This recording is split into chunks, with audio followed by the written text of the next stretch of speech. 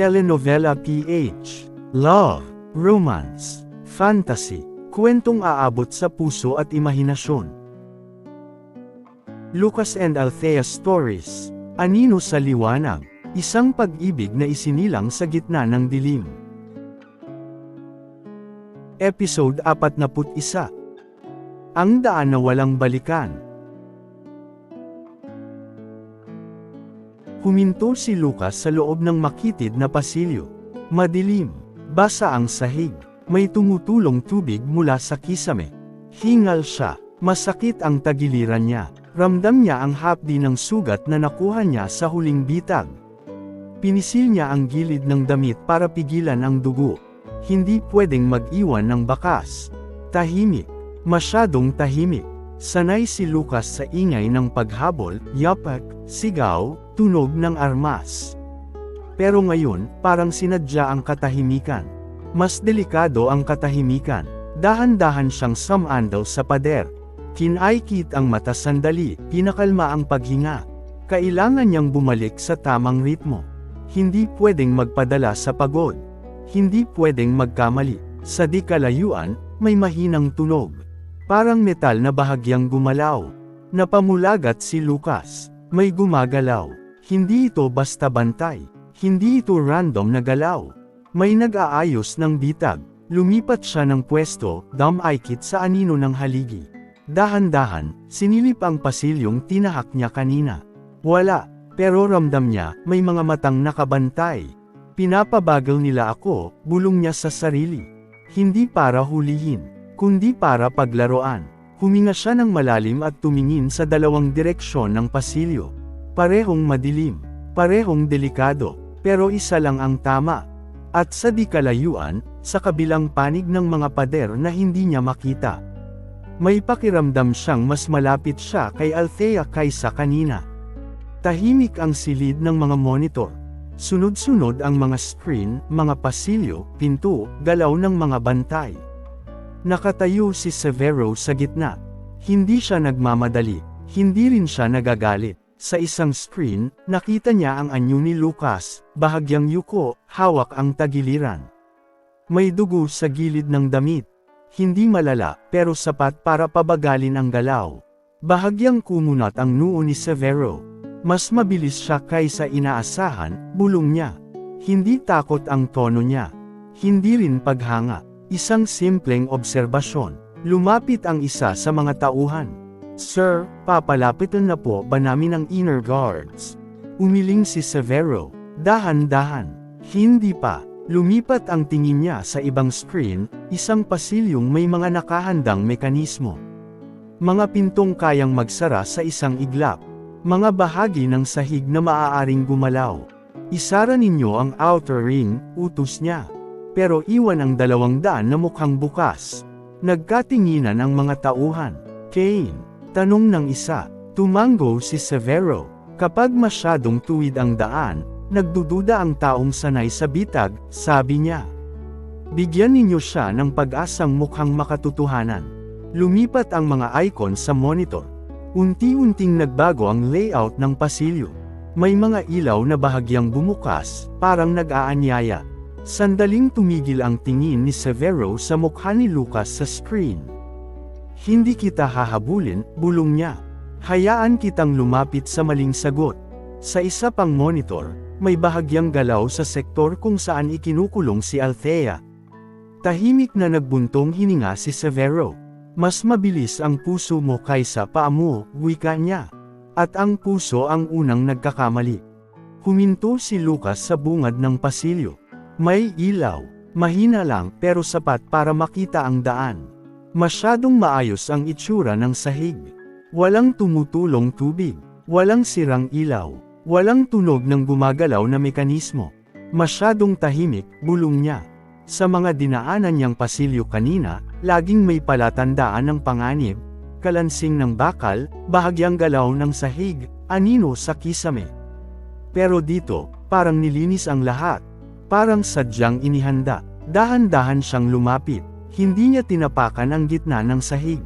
Pinili niya ang gilid, kung saan mas makapal ang mga bakal na poste. Isang hakbang. Tahimik pa rin. 2 hakbang. Wala pa ring galaw.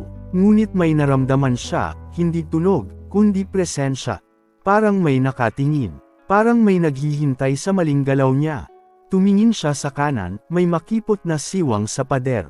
Madilim. Hindi kaaya-aya, pero mas totoo. Sa kaliwa, ang maliwanag na pasilyo. Maluwag, makinis, parang daang palabas. Napangiti si Lucas ng bahagya. Hindi dahil sa tuwa, kundi dahil sa pagkakakilala niya sa ganitong laro. Kapag binigyan ka ng madali, bulong niya. May kapalit yan. Inangat niya ang tingin sa kisame. May manipis na guhit sa bakal, parang bagong galaw. Bitag. Hindi pa umaandar, pero handa na. Huminga siya ng malalim. Hindi siya pwedeng magkamali. Sa di kalayuan, may kakaibang pakiramdam siyang humila sa kanya. Parang mas malapit siya kay Althea kapag pinili niya ang mas madilim na daan. At sa sandaling iyon, alam niya, ang maliwanag na pasilyo ang mas delikado. Hindi pa tuluyang tumatawid si Lucas sa maliwanag na pasilyo. Sa halip, kumuha siya ng maliit na piraso ng metal mula sa bulsa, isang lumang tornilyo na nakuha niya sa isang sirang pinto kanina. Ibinato niya ito sa gitna ng sahig. 1 segundo, tahimik.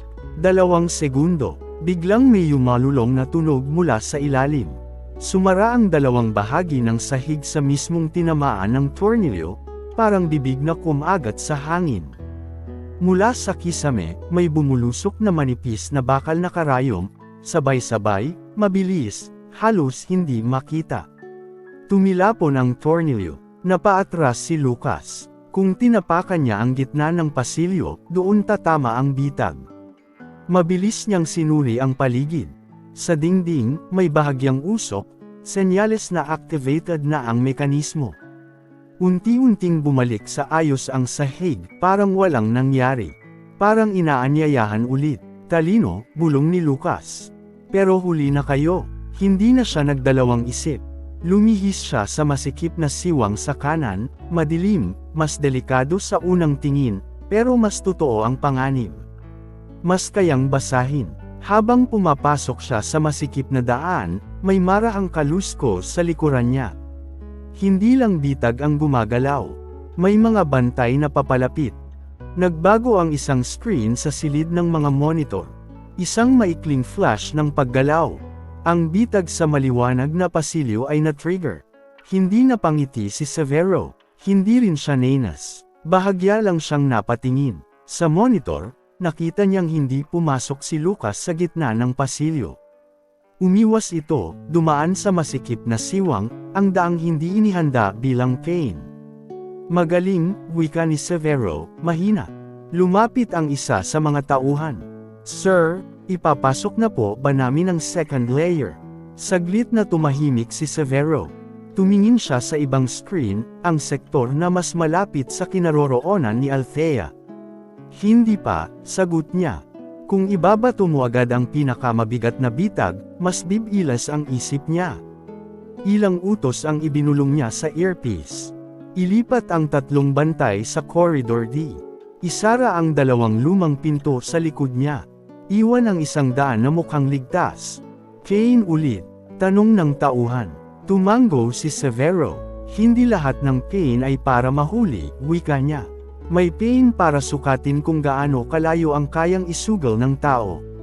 Sandaling huminto ang tingin niya sa mukha ni Lucas sa screen, may bahid ng dugo, pero hindi bumabagal ang galaw. Hindi ka basta-bastang anino, bulong ni Severo. May sariling liwanag ang galaw mo. Sa kabilang screen, may bahagyang galaw sa sektor ng kulungan. Tahimik ang silid, at mas humigpit ang net. Sumuot si Lucas sa makipot na siwang sa pagitan ng 2 pader.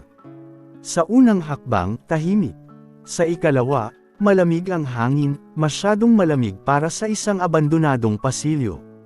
Napahinto siya, hindi dahil sa ingay, kundi dahil sa katahimikan. Biglang, kumalabog, sumara ang bakal sa likuran niya. Ang sahig sa ilalim ng kanyang paa ay bahagyang bumigay, parang may humigop pababa. Sa isang iglap, umusad ang magkabilang pader. Sumisikip. Mabagal sa simula, parang sinasadya na ipaalam sa kanya ang mangyayari.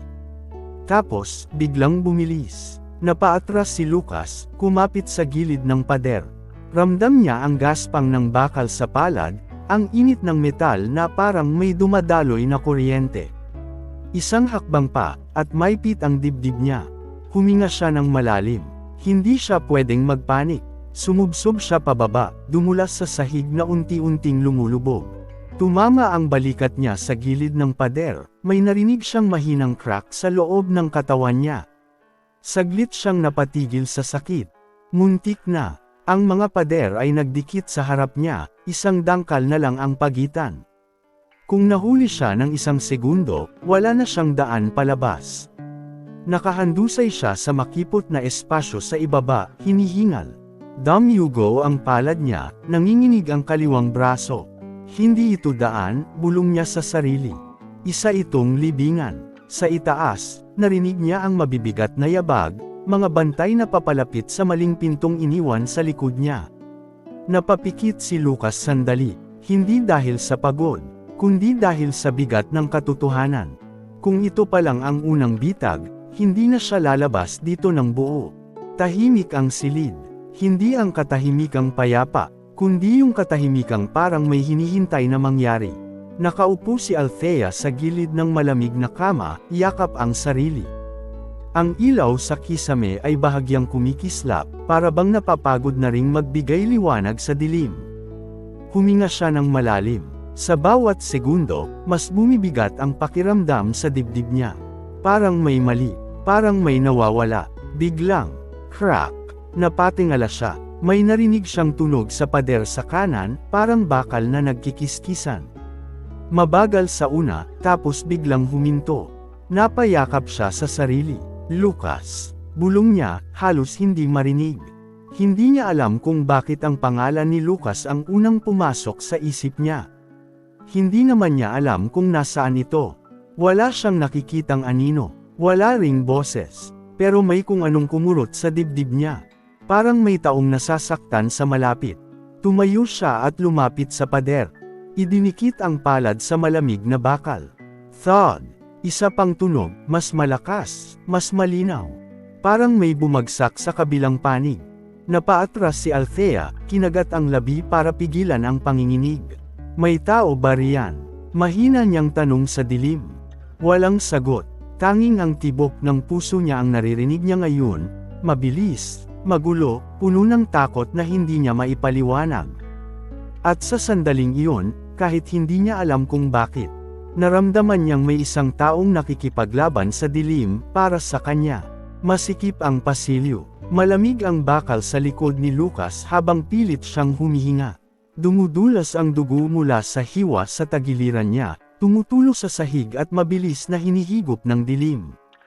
Hindi pwedeng dito magtapos. Ipinatong niya ang palad sa pader at pilit na itinulak ang sarili pataas. Nang hina ang tuhod niya, muntik na siyang bumagsak muli pero nagawa niyang manatiling nakatayo. Sa dulo ng pasilyo, klak, klak, klak, tunog ng mabibigat na yabag. Hindi nagmamadali, sigurado, parang alam nilang sugatan siya. Humigpit ang hawak ni Lucas sa tagiliran niya. Masakit, pero mas masakit ang ideyang baka hindi na siya umabot. Sa isip niya, isang mukha ang biglang pumasok. Althea, isang iglap lang, ang ngiti nito, ang takot sa mga mata niya, ang paraan ng pagbanggit sa pangalan niya. Parang biglang may apoy na sumiklab sa dibdib niya. Bangon, bulong niya sa sarili. Hindi ka pwedeng bumigay. Tumalon siya palayo sa pader at gumalaw sa mas madilim na gilid ng pasilyo. Pinilit niyang bagalan ang paghinga, pigilan ang ungol ng sakit sa bawat hakbang. Mula sa likuran, dito siya dumaan, malamig na sabi ng isang bantay. Mas bumilis ang tibok ng puso ni Lucas. Sa harap niya, may 200. Ang isa ay maliwanag, tuwid, parang ligtas. Ang isa ay makitid, madilim, at puno ng aninong gumagalaw sa mga pader. Napangiti siya ng mapait, kung may natutunan siya sa mga bitag. Ang mukhang ligtas ang madalas pamatay. Pumihit siya papasok sa masikip na daan, kahit ramdam niyang mas lalong sasakit ang sugat niya. Sa likod niya, mas lumakas ang yabag ng mga bantay. Hinahabol na siya, at sa bawat hakbang, mas nararamdaman niyang ang pagitan niya at ni Althea. Mas lalong lumalayo. Pumasok si Lucas sa makitid na daan. Masikip ang pader, parang unti-unting sinasakal ang hangin. Humahabol ang mga yabag sa likuran niya, mga bantay ng Rosa Negra, papalapit ng papalapit. Pagliko niya sa sulok, biglang may tumayo sa unahan niya. Isang anino sa dilim, matangkad, matikas ang tindig. Ang mga mata, kumikislap sa mahinang ilaw. Unti-unting umangat ang mukha mula sa anino. Isang Amazona, hindi siya ang unang nakalaban ni Lucas, ngunit ang presensya nito ay mas mabigat, mas malamig.